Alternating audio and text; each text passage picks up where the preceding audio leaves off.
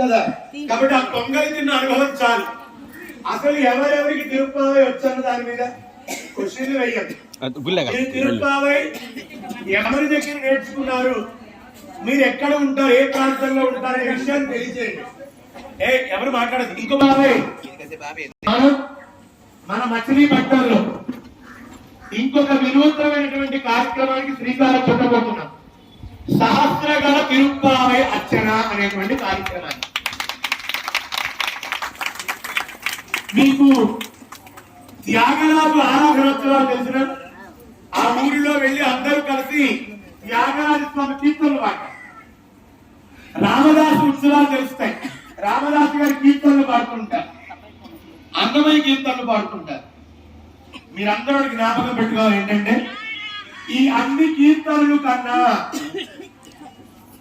వాటిని విమర్శించడం కాదు, అన్నమయ్య భక్తుడిగా కీర్తనలు రాశాడు, త్యాగరాజు భక్తుడిగా కీర్తనలు రాశాడు, మిగిలిన వాళ్ళందరూ భక్తులుగా రాశాడు.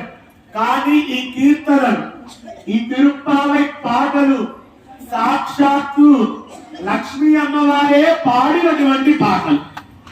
మరి ఈ పాటలకి మనం జీవనాన్ని కల్పించాలి. జీవనాన్ని కల్పించడం అంటే మనం ఏమి బతికించక్కల్లా, మనం నేర్చుకుని నలుగురికి నేర్పగలగాలి, నలుగురికి తెలియజేయగలగాలి.